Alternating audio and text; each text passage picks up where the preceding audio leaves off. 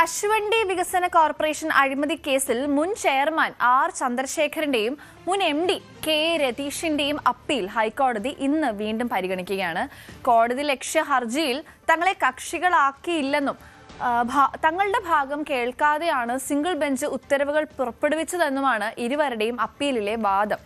എന്നാൽ ഇരുവർക്കും കോടതിയെ ലക്ഷ്യ നടപടിയിൽ എങ്ങനെ അപ്പീൽ നൽകാനാകുമെന്നും പ്രോസിക്യൂഷൻ അനുമതിയെ നിയമപരമായി നേരിട്ടുകൂടെയെന്നും ഡിവിഷൻ ബെഞ്ച് ചോദിച്ചിരുന്നു.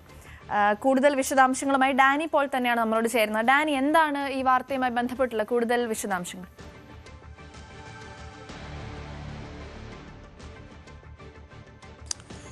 രണ്ടുപേരും ഹൈക്കോടതിയിൽ സമീപിച്ചിരിക്കുന്നത് തങ്ങൾക്കെതിരായ ഈ നടപടികൾ അടക്കമുള്ള കാര്യങ്ങൾ ചോദ്യം ചെയ്തുകൊണ്ടും ഈ കോടതി അലക്ഷ്യ ഹർജികളിൽ തങ്ങളെ കക്ഷി ചേർത്തിട്ടില്ല എന്നതടക്കമുള്ള കാര്യങ്ങൾ ചൂണ്ടിക്കാണിച്ചുകൊണ്ടുമാണ് രണ്ടുപേരും കോടതിയിലേക്ക് വന്നിരിക്കുന്നത്. എന്നാൽ കോടതി തന്നെ ഈ കേസുമായി ബന്ധപ്പെട്ടുകൊണ്ട് ചോദിക്കുന്നുണ്ട്, എന്തുകൊണ്ടാണ് ഈ കേസിൽ നിങ്ങൾ എങ്ങനെയാണ് പരിഗണിക്കാൻ കഴിയുക എന്നതടക്കമുള്ള കാര്യങ്ങൾ ചോദിക്കുന്നു. ഒപ്പം തന്നെയും ഈ സർക്കാരിൻ്റേതായ പ്രോസിക്യൂഷൻ അനുമതി നൽകിയിട്ടുണ്ട്. രണ്ടുപേരെയും പ്രോസിക്യൂഷനിലേക്ക് കൊണ്ടുപോകാനായിട്ട് സർക്കാർ അനുമതി നൽകിയിട്ടുണ്ട്.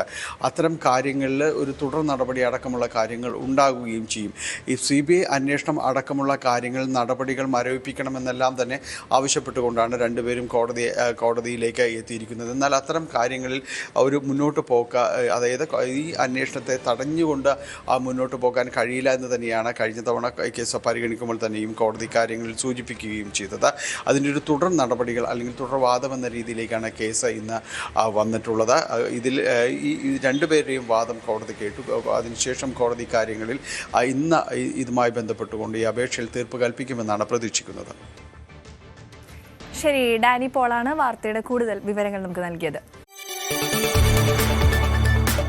കൂടുതൽ വാർത്തകൾക്ക് News 18 Keralam YouTube channel subscribe ചെയ്യുക.